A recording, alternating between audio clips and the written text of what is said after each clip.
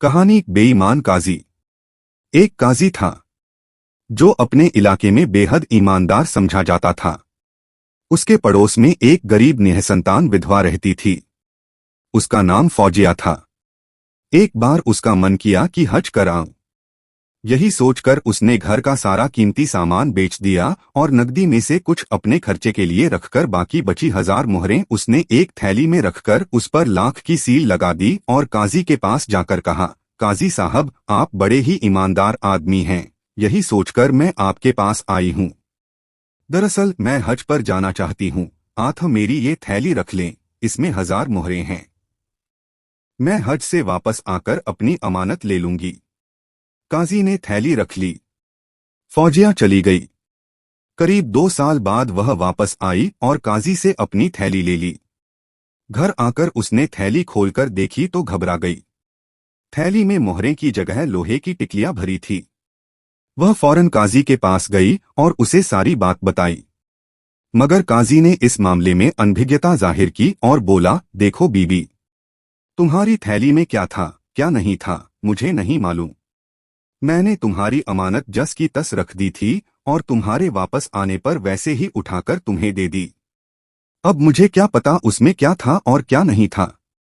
काजी की बात सुनकर फौजिया बीबी बहुत घबराई और गिड़गिड़ाने वाले अंदाज में बोली, काजी साहब, मैंने अपने हाथों से थैली में मोहरें रखी थीं। देखिए, मैं बहुत गरीब औरत हूँ। वे 1000 मोहरें मेरी कुल जमा पूंजी थी। अपना बुढ़ापा उन्हीं के सहारे गुजारना है मैंने। सारी नहीं तो आधी तो कम से कम दे ही दें। मैंने तो आपको ईमानदार समझकर अपनी धरोहर आपके पास रखी थी, मगर आप मुझ गरीब के साथ अन्याय कर रहे हैं।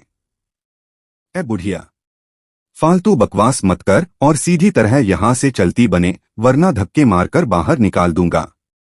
बुढ़िया रोने लगी। उसके जीवन की सारी पूंजी वही 1000 मोहरें थी। उसने सोचा, यदि मोहरें न मिलीं तो उसका बुढ़ापा कटना मुश्किल हो जाएगा।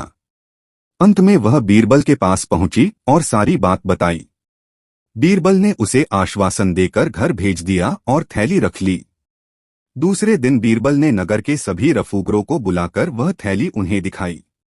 एक रफूगर बोला, यह थैली तो साल भर पहले मैंने ही रफू की थी। कौन लाया था वह थैली तुम्हारे पास? बीरबल ने पूछा। काजी साहब, दुकानदार ने बताया।